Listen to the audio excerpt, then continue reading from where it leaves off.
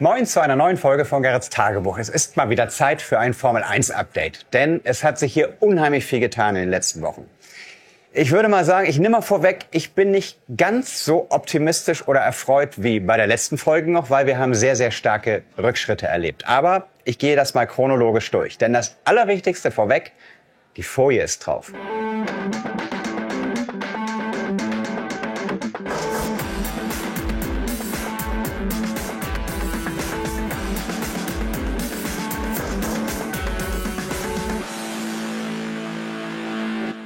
Ihr könnt mal schauen, es war gar nicht so ein schlimmer Akt, wie wir befürchtet haben. Also diese Folie aufzubringen, wir hatten mal mit einer ganzen Woche Arbeit gerechnet und es ging doch viel schneller. Was aber auch zu erwähnen ist, danach fuhren die Autos nicht mehr.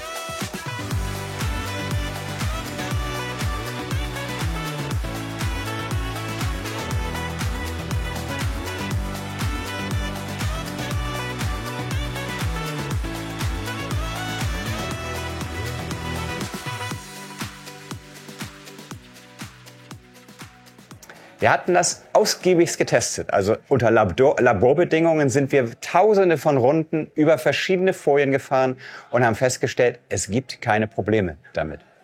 Das heißt, die 2 Wochen waren es fast, nachdem wir die Folie drauf gemacht haben, die waren eigentlich, ich wollte hinschmeißen. Wir waren so frustriert, weil wir keine Alternative dazu kannten. Die weiße Straße weiß zu lassen, das wäre Quatsch gewesen. Farbe da drauf zu pinseln, die reibt sich ab. Also wir waren verzweifelt, bis es einen Moment der Erleuchtung gab. Und das war, dass wir die Fahrzeuge ab einem bestimmten Moment da unten so eine Schutzfolie drunter geklebt haben. Verschiedene Formen haben wir da genommen. Und während des Tests hatten wir da eine andere Folie drunter. Folie auf Folie reagiert elektrostatisch. Als diese Erkenntnis kam, standen wir alle da und meinten, oh nein, es ist so simpel. Es ist uns aufgefallen, dass die Autos anfingen, nach 1, 2 Runden Fahren, immer so ein bisschen hin und her zu wackeln oder zu pumpen, nenne ich es mal so. Und dann kam uns irgendwann mal der Gedanke, warte mal eben. Irgendwas behindert diese Fahrzeuge und es ist eine elektrostatische Aufladung, das kennt man selbst, wenn man reibt, wenn man Kunststoffe aneinander reibt oder bestimmte Materialien, dann backt das so ein bisschen oder es gibt einen Funken. Seitdem testen wir verschiedenste Unterböden, also so wie in der Formel 1 auch verschiedene Unterböden getestet werden, ist es auch bei uns. Wir benutzen Metalle, verschiedene ESD-Folien, also antistatische Folien. Keine davon überzeugt uns momentan. Das ist jetzt schon einige Wochen her, dass wir das getestet haben. Man sieht auch auf der Straße, wir haben jetzt Kupferfolien versucht und Aluminiumfolien. Funktionieren fahrtechnisch super, haben aber einen sehr starken Abrieb, den sie auf der Straße hinterlassen. Da sind wir noch am Suchen, aber seitdem wir das festgestellt haben, läuft es viel besser. Viel besser ist ja nicht top. Richtig, es läuft nicht top. Wir wissen nicht genau wieso. Also, wir haben diverse Fehler gefunden in der Anlage. Am Anfang waren sehr viele Softwarefehler. Ich habe in der letzten Folge irgendwann mal gesagt, wenn das System eine Fehlermeldung gibt, dann ist es Aufgabe für die Programmierer und dann bin ich immer ganz zuversichtlich, weil die kriegen wir irgendwann weg. Und der Punkt ist vermeintlich auch gekommen. Das ist ein 10 Jahre weiter Gang, dass wir das Gefühl haben, Stand jetzt sind alle Softwarefehler, die zu irgendwelchen Stillständen führen, raus. Das heißt, wenn jetzt noch ein Auto stehen bleibt, dann ist es immer, wir nennen es einen Geisterfehler. Das heißt, das Ortungssystem hat nicht vorgewarnt, dass das Auto langsam seine Position verliert. Und weder meine Steuerungssoftware noch unter der Anlage die vielen Mikrocontroller von Axel sagen, dass irgendein Problem herrscht. Keiner meldet ein Problem, Auto bleibt stehen. Das ist sozusagen die große Herausforderung der Stunde, was die Fahrtechnik angeht. Und da sind wir dran. Da komme ich aber gleich noch ein bisschen detailliert dazu. Was auch eine riesen Herausforderung momentan ist, sind die Leitplanken. Wir haben ja eine Rennstrecke und die hat ganz starke Sicherheitsanforderungen. Das sind Fangzäune, Leitplanken, Bumper-Zones und ähnliches. Dann so Crash-Zones, wo früher hat man Stroh genommen. Heutzutage sind das so Elemente, die Knautschzone sozusagen darstellen, die die Fahrzeuge nicht mehr haben. Das wollen wir natürlich so realistisch wie es geht darstellen. Da ist ein ganzes Team dran. Aber die behindern natürlich meine Autos. Wenn die zu dicht an die Strecke kommen, dann fährt da irgendein Auto gegen und ich habe wieder einen Fehler. Machen wir die zu weit weg von der Strecke, dann sieht's nicht realistisch aus. Da den Kompromiss zu finden, teilweise auch zu sagen, okay, ich habe diese Strecke mit Nico zusammen vor ungefähr 6 Jahren entworfen. Und jetzt wächst das Ganze zusammen und man hat natürlich in dieser Zeit auch viel gelernt. Es gibt hier einige Stellen, da hätte ich gerne die Strecke etwas anders designt. Also diese Cluster, womit ich die Fahrzeuge mit Magnetfeldern ansteuern kann, die hätte ich dann gerne eine Reihe mehr oder so gehabt, weil ich dann besser hätte überholen können. Und jetzt ist es immer der Kompromiss zu finden in einigen Stellen hier. Nimmt man sich ein bisschen Fahrdynamik weg, dafür sieht das realistischer aus. Oder macht man den Zaun ein Stück weg und ich kann dann trotzdem innen noch durchhuschen. Das sind Details, die jetzt alle geklärt werden müssen, aber die halten unheimlich auf und sind eine riesen Herausforderung. Die meisten Fangzäune, die ihr hier schon so seht, und Leitplanken habe ich auch schon wieder ein Stück zur Seite geschoben. Das ist schwierig, weil wenn man sich alleine hier so ein ganz kleines Stück Zaun anguckt, mit Gehsteig, da kommen natürlich die ganzen Streckenposten und Sicherheitspersonal und Fahrzeugen noch vor, mit der ganzen Bandenwerbung und den Leitplanken hier, das ist so viel Arbeit und es ist natürlich exakt geformt an unsere Strecke ran. Wenn ich jetzt aber sage, ich hätte gerne 3 Millimeter an dieser Stelle mehr Platz, neu bauen, ne? Da sind wir dran, das wird uns noch ganz schön aufhalten. Aber das Schöne ist, jedes Teil, was da fertig ist, macht das Ganze noch schöner. Vor allen Dingen nachher im Kamerasystem. Aber Kamerasystem, da machen wir nächste Folge, vielleicht mal eine Special-Folge drüber, weil da rechne ich mit großen Fortschritten in der nächsten Zeit. Wir wollen ja auch noch, dass die Fahrzeuge teilweise um die Kurve fahrend verfolgt werden. Weil das wird in den echten Live-Übertragungen auch. Wäre doch gelacht, wenn wir das nicht auch hinkriegen. Und die Kameras müssen versteckt werden in der Anlage. Da sind wir im Hintergrund schon fleißig dabei. Es gibt 4, 5 verschiedene tolle Lösungen. Und es wird nachher wahrscheinlich echt ein Wettbewerb werden. Wer findet die 16, 18, ich werde dann die Zahlen nennen, wie viel es am Ende werden Kameras denn alle hier? Weil einige werden wir so gut verstecken, dass ihr sie nie findet. Schätze ich zumindest. Auf jeden Fall kommen wir zurück zur Technik. Ja, ihr kennt ja schon diese Zahl, die ich manchmal nenne, zu wie viel Prozent wird das im Dauerbetrieb funktionieren? Ich habe letztes Mal, glaube ich, ganz mutig 70 oder so. War es sogar vielleicht noch höher gesagt.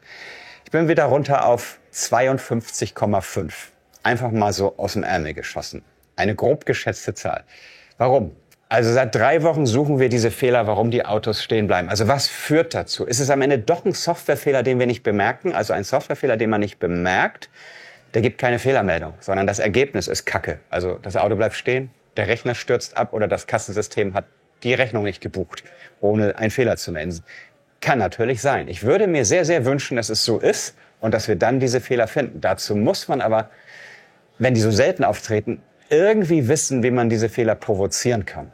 Und das versuchen wir seit 3 Wochen und finden da nichts. Aber wir tasten uns ran. Das sind ganz mühselige Tests, also bestimmte Fahrmanöver ganz langsam nur auszuführen, nur an einer Stelle immer das gleiche Fahrmanöver auszuführen.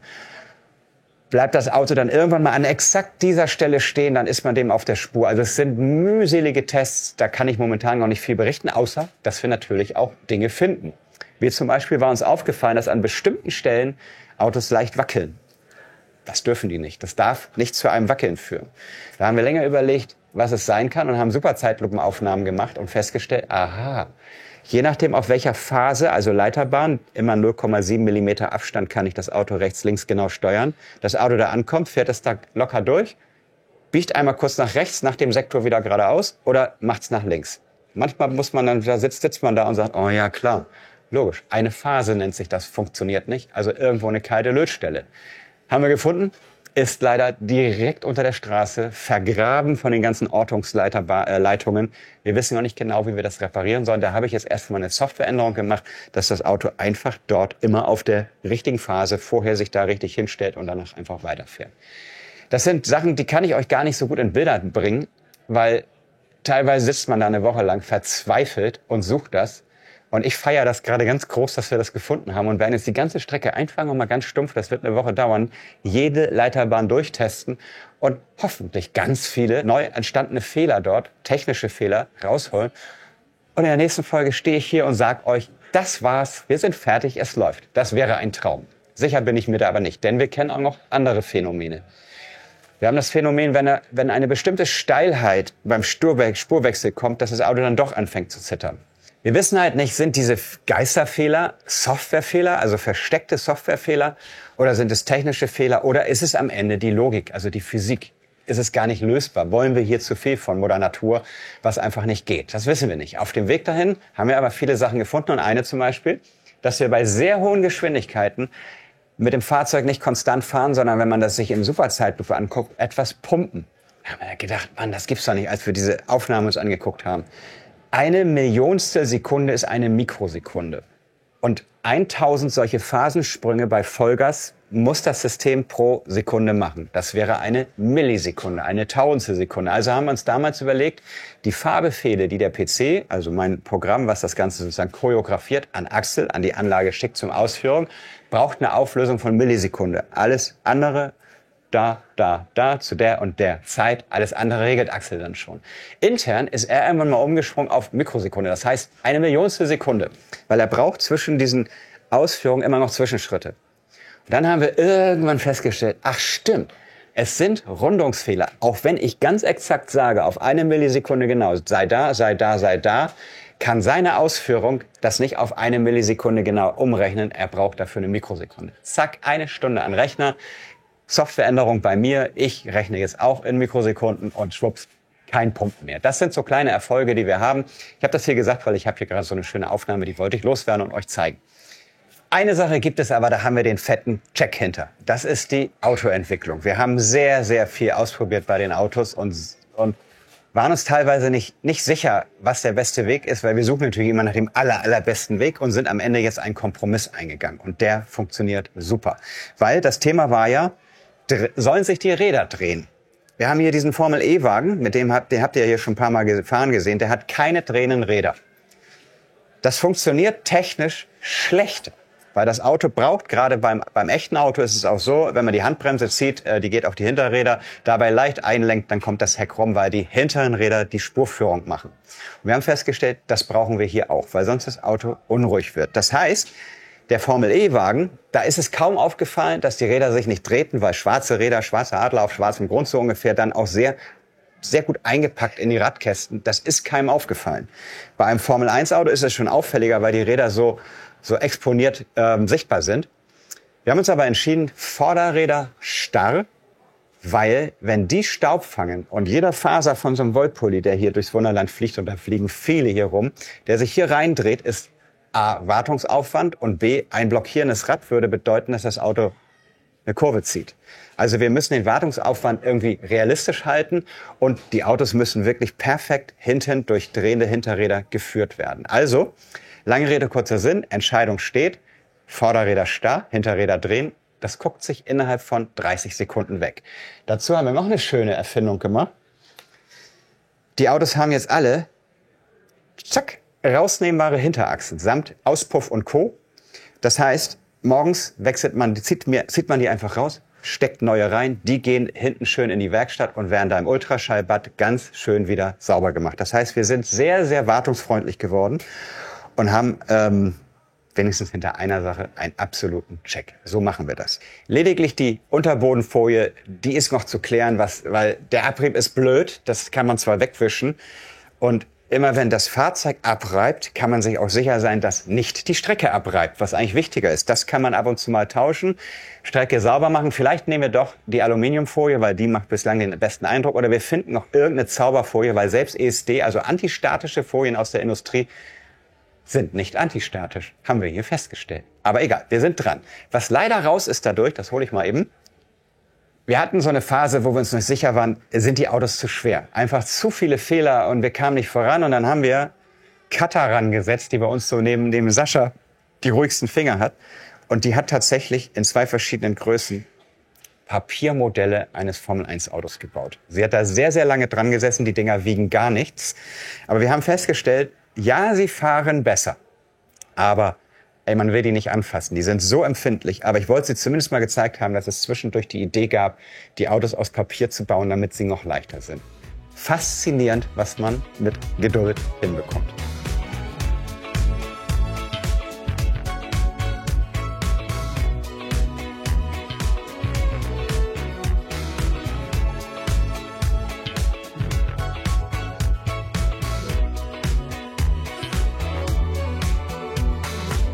Da ist ein Fehler.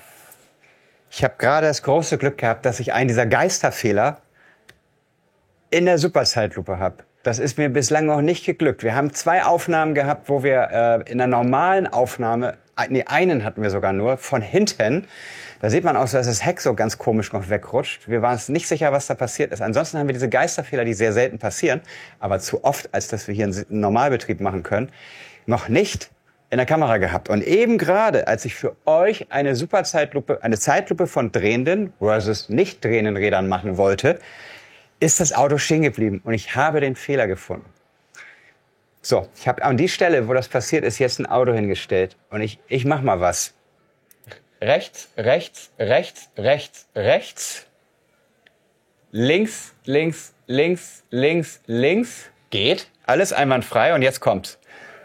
Vor, nein, vor, Doppelsprung, vor, jetzt macht er wieder nicht, vor, hat er nicht gemacht, jetzt kommt wieder vor, Doppelsprung, vor, großer Sprung.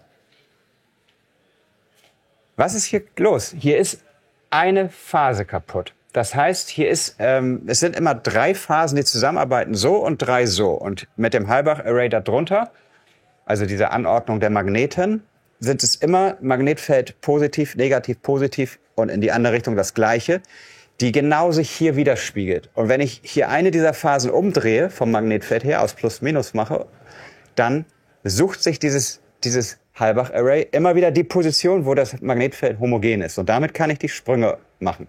Wenn aber eine dieser 3, das wiederholt sich dann, 3 ist es immer gleich, eine dieser Phasen keinen Strom hat, dann kann das Magnetfeld nicht so erzeugt werden, dass es homogen wird zu dem hier unten. Das heißt, hier ist nichts anderes los als wieder eine kalte Lötstelle, ein Treiber auf der Platine kaputt. Wenn das Auto da vorbeifährt, in einer normalen Geschwindigkeit, sieht man nichts. Es bleibt einfach stehen. In der Superzeitlupe hat man es gesehen, es pumpt und irgendwann gibt es auf. Also ich kann gar nicht oft genug mir hier diese Superzeitlupe angucken mit dem, was ich hier wirklich aus Glück gerade gesehen habe. Und es könnte ein Meilenstein sein im Finden dieser Geisterfehler. Oder wie so oft ist es einfach nur Hoffnung für ein paar Tage und das macht einem die Stimmung gut. Also drückt mal die Daumen, dass wir hier echt gerade zufällig in diesem Moment echt was Wertvolles gefunden haben.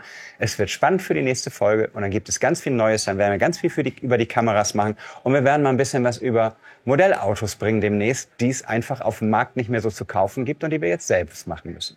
Also die nächsten Folgen werden spannend. Bis dahin, danke fürs Zusehen. Tschüss.